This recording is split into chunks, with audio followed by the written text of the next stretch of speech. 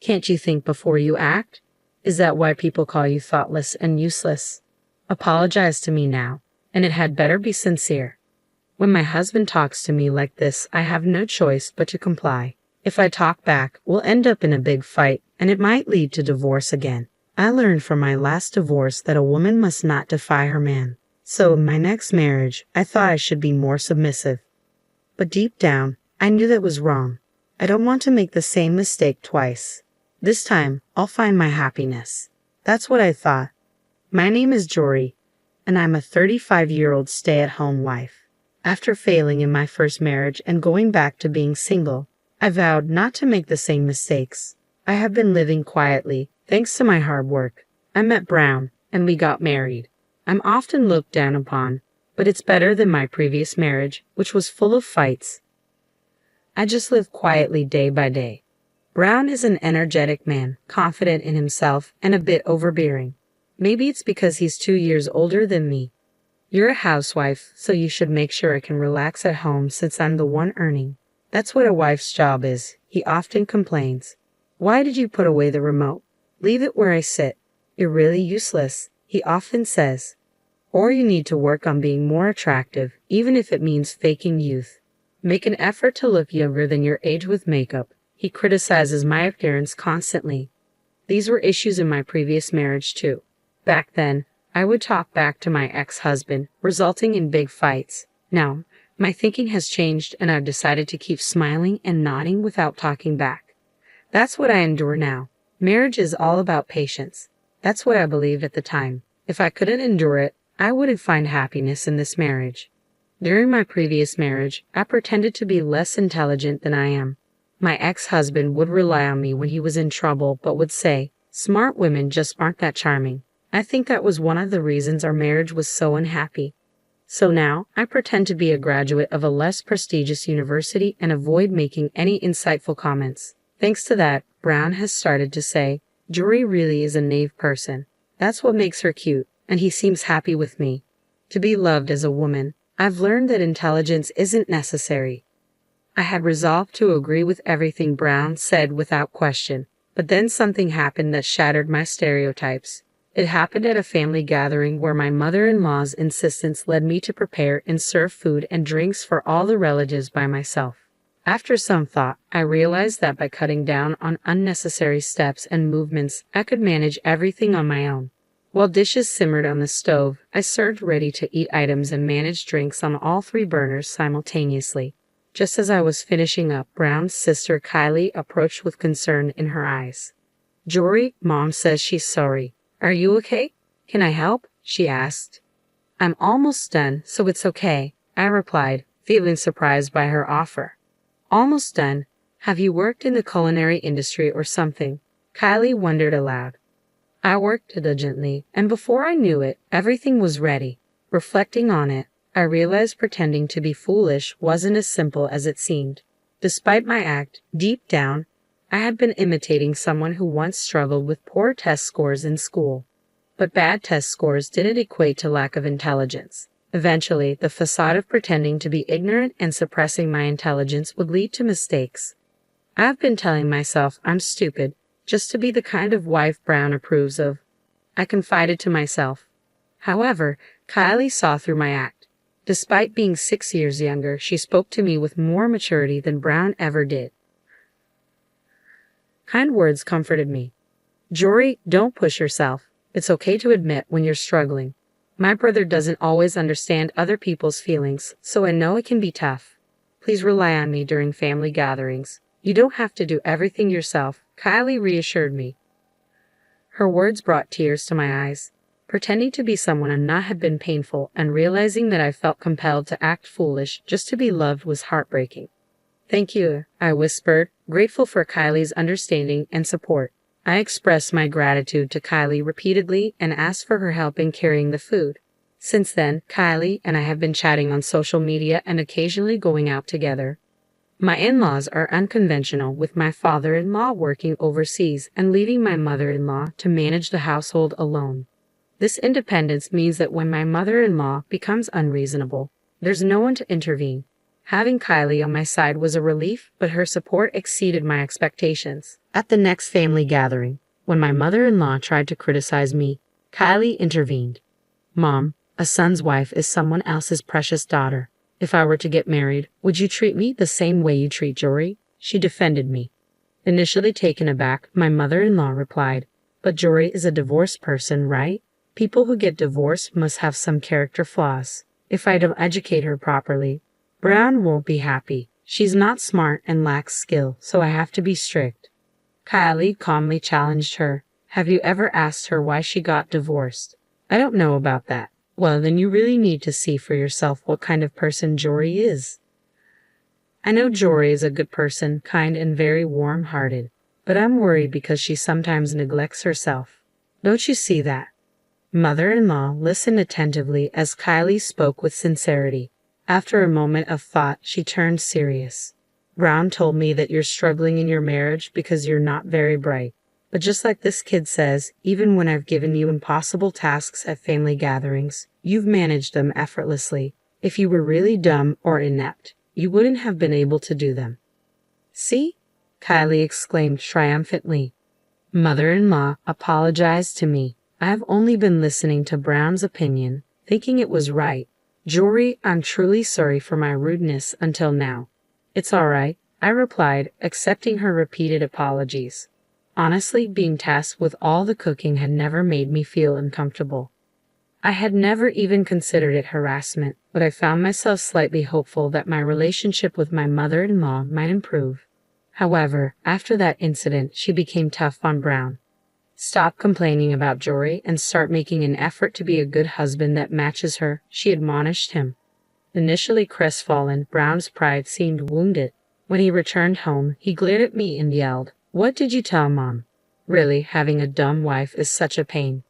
I didn't say anything. Even if your mother says something, just be yourself. I told her that you've always treated me well at family gatherings, I replied, bewildered. This response only seemed to enrage Brown further. Ha! Are you saying you lied to me? So, you don't really like me? No, I'm always grateful to you. Thanks to you, I can live even without much education and not being very bright, I pleaded. Brown smirked with a chilling smile. Oh, really? Then you'll do whatever I say, right? Yes, I'll do anything, I replied hesitantly. Good, because you messed up and I got yelled at by Mom. You'll get no allowance as punishment. I've been giving you $100 a month, but now it'll be $0. If you want it back, just think about pleasing me every day, Brown declared before retreating to the bedroom alone. I felt disheartened, wondering if this marriage was a mistake. As someone inclined to logical thinking, I tried to understand what went wrong and how to improve. But I couldn't quite comprehend why Brown was so angry. If his mother scolded him, it was his fault, not mine. Regardless, losing the allowance didn't trouble me much since I had nearly $10,000 saved up from before our marriage. I didn't want to cater to Brown's demands, so I continued living as I always had. However, suddenly, and for some unknown reason, Brown grabbed my arm forcefully, made me sit on the floor, and said, "Can't you use your head more? This is why people call you thoughtless and useless." Apologized to me deeply. Confused and humiliated by the situation, I didn't understand why Brown was so angry, but I apologized, saying, "I'm sorry. I'm not bright enough to understand why you're angry, Brown. You're really the worst incompetent woman. Don't sleep sitting like this all night. Figure out why I'm angry by morning," Brown scolded. He then brought his phone charger into the living room, started charging his mobile phone, and positioned it so the back faced me. I heard a click sound. "I'm recording you to make sure you don't move or sleep. You don't have a job since you're a stay-at-home wife, so staying up all night won't be an issue, right? But don't slack off on tomorrow's chores or I won't forgive you," Brown threatened before retreating to the bedroom alone. I was a mess of disappointment, disbelief, and anger toward Brown. Regret surged within me, wondering why I had married such a man. I recalled a similar incident from my previous marriage, where my ex-husband also seemed to want to control me and demanded my obedience at all costs. With this realization, the reasons behind both my failed marriages, both the previous one and now with Brown, became clear to me. I felt a surge of anger toward my past self for not reaching this conclusion sooner. Choosing a man so similar to my last husband, wasn't I failing to learn from my previous mistakes? Once I understood this, the only feeling left in me was a resolve to end this unenjoyable marriage. I stood up, took Brown's mobile phone, and stopped the recording. I transferred the video to my own mobile phone, edited it into a 2-hour clip of just me sitting still, and sent it back to Brown's phone before replacing it where I found it. Then, I lay down on the sofa and woke up at 6 o'clock in the morning to the sound of Brown moving in the bedroom. He seemed satisfied that I was still on the floor, but was shocked to find his phone screen dark and the video stopped after about 2 hours. Did you do something to the video? Brown demanded, visibly upset. I pretended ignorance, saying, "Ha! I didn't do anything. I don't really understand mobile phones." Brown appeared to calm down slightly and said, "I'm sorry about yesterday. I got angry thinking you were trying to please me. I'm smart, so I didn't notice, but you're trying in your own way, right?" He apologized with a condescending attitude. I felt irritated, but I endured it and forgave him with a smile. "Yeah, it's okay," I said, though I truly didn't care much about Brown's opinion since I was planning to divorce him soon anyway. However, I decided that I wouldn't make it easy for him. I resolved to ensure Brown received a fitting punishment. About a month later, it was time for a family gathering, and Brown and I headed to my in-law's house. I anticipated a busy day with many relatives around. As we entered, I expected to be put to work as usual. To my surprise, mother-in-law and Kylie were busy cooking, and I was told to sit down and do nothing.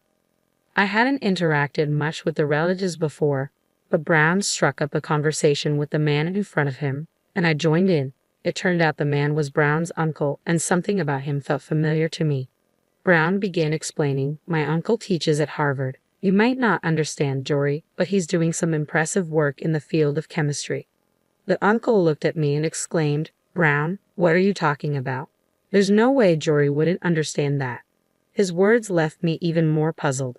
"What are you talking about, uncle?" "Jory graduated from a lower-tier university and can't even operate a mobile phone properly. She's not bright at all," Brown insisted. Despite Brown's comments, the uncle smiled kindly at me and said, "You're really quite excellent, aren't you? Why pretend to be foolish? Brown is the one who's actually at a much lower level. Doesn't it feel bad to be looked down upon by someone like that? You should just be yourself." The uncle's loud voice caught the attention of other family members, including mother-in-law and Kylie, who turned to look at us. "Well, I guess you're right," the uncle concluded, casting a meaningful glance at Brown. I was growing weary of being constantly ridiculed. Shall I tell the truth? I thought to myself. Actually, I graduated from Cambridge University. After that, I attended graduate school in America. As I revealed this, Brown's face registered shock. "Well, what? You can't be." "I think my IQ is around 150 or so, but that doesn't mean I'm smart. I seem to end up marrying people like Brown. After all," I chuckled. Kylie spoke up unexpectedly. "Jory, could it be that your previous divorce happened because you were too smart for your husband to keep up with?" I had never discussed the reasons for my divorce, but it seemed Kylie had pieced it together. "Well, yes, that's right," I admitted. "My ex-husband said I was unattractive because I was intelligent. He believed women should be quiet, do housework, and only serve their husbands. I logically refuted him every time, and he eventually said he didn't want to be with me anymore.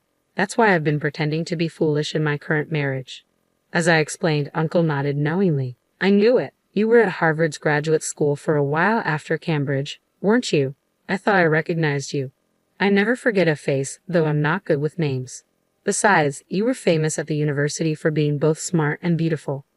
I was surprised by Uncle's recognition. "I was there for only about a year before moving to another graduate school," I clarified. "Now that you mention it, I did feel like I had seen Uncle somewhere before," I added, recalling the familiarity. Uncle laughed proudly. "Indeed, it was you? I thought you looked familiar." While Uncle chuckled, Brown's face turned pale and uneasy. Seeing this as an opportunity, I said, "By the way, there's something I want to show everyone." I took out my mobile phone and played a video. It showed me sitting on the floor while Brown instructed me to stay up all night. Brown's voice was clear on the recording. Brown jumped up in protest. "This is fabricated. You did this to frame me. The fact that you only filmed for 2 hours proves it was your fault." As he shouted, he grabbed my collar, but the men around us quickly restrained him. And then, mother-in-law spoke up, saying, "I don't want to dine with such a despicable man. Please throw him out." With that, Brown was escorted out of the house. At the entrance, mother-in-law admonished him as he crouched. "I didn't realize you were this foolish. I was foolish as well. I'll contact you later about what to do next. Go home and behave yourself." She slammed the door and locked it firmly. Then mother-in-law bowed her head to me, tearfully apologizing. "I'm so sorry about Brown. I had no idea he did such a terrible thing." I once believed what Brown said. Kylie and I supported mother-in-law, comforting her as she cried. "Mother-in-law isn't to blame," I reassured her gently, repeating it until she finally recovered and put on a smile. "The food's getting cold. Let's eat together," mother-in-law suggested, and we all returned to the living room. Later, I engaged in conversations with Uncle about his university research and enjoyed chatting with other family members. Eventually, I proceeded with the divorce from Brown. It went smoothly, including the division of property. When I showed Brown the passbook with $10,000 in savings I had before marriage, his face contorted in frustration. "I should have been kinder, even though I thought you were not smart. I'm sorry. You won't forgive me anymore, will you?" he regretted, apologizing too late. Despite his words, I ended my relationship with Brown decisively. Subsequently, Brown was disowned by mother-in-law and cut off by Kylie. He sought help from relatives, but none paid him attention, leaving him to live a lonely life. Since then, I've found a job and am working hard. I've come to realize that a woman's happiness doesn't solely depend on marriage. I can live happily without it, focusing on what I want to do. This is when I can truly be myself. Although I divorced Brown, I've built a strong relationship with Kylie. Moving forward, I intend to cherish being true to myself, occasionally meeting and enjoying time with those I wish to get along with.